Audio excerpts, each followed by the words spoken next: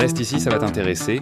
Un super plat préparé que je vais t'apprendre à faire en à peine 5 minutes. Donc... Salut! Je suis Pelayo, ici c'est Saladolandia et je te propose une recette en moins de 5 minutes. Aujourd'hui, une viande, dans ce cas uniquement des filets de dinde avec de la courge, avec 2 astuces pour qu'elle soit vraiment extra juteuse et super délicieuse. Commence par couper un tiers de courge, environ 300 grammes en petits dés plus ou moins réguliers. Ainsi, à la cuisson, ils deviennent bien tendres et créent une sorte de sauce en bouche. Un vrai délice.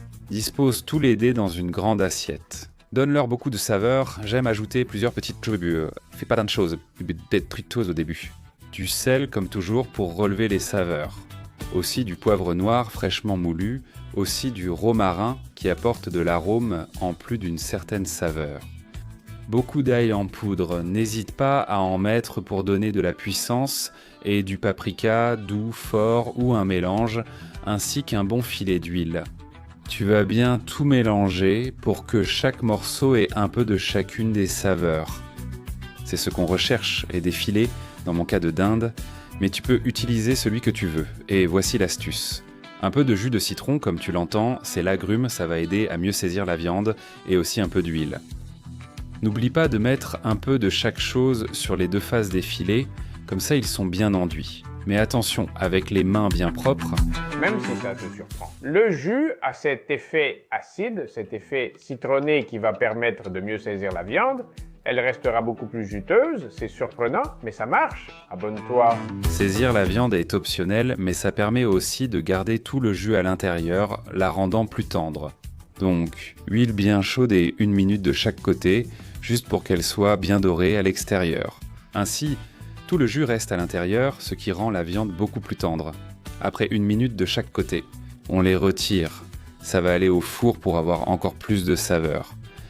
Plaque de cuisson, j'utilise une en silicone, mais choisis celle que tu veux. On fait un lit avec les légumes, oui, un lit pour que les petits légumes soient juste sous la viande, ce qui va encore plus l'humidifier. On place la viande dessus et on l'emmène au four, qu'on a préchauffé à 200 degrés Celsius, soit environ 395 Fahrenheit, toujours avec la chaleur en haut et en bas et dans la partie inférieure du four. Et en environ 25 minutes, on aura cette merveille toute prête à la sortie du four. Allez profiter, mettez-le sur un plateau ou une assiette et régalez-vous. D'abord le lit de légumes, dans ce cas la courge, puis notre merveille de viande.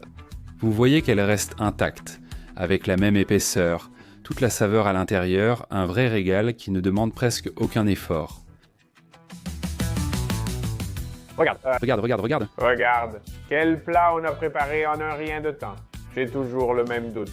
Je ne sais pas si je le laisse entier et que chacun se serve comme il veut, ou si je le coupe déjà en médaillons épais. En vérité, les 2 façons me plaisent, donc j'espère que tu m'aideras en me disant dans les commentaires qu'est-ce qui rend le mieux. Merci. Et sans plus attendre, les ingrédients d'un côté, une vidéo recommandée par YouTube de l'autre, tout cela n'est que positif.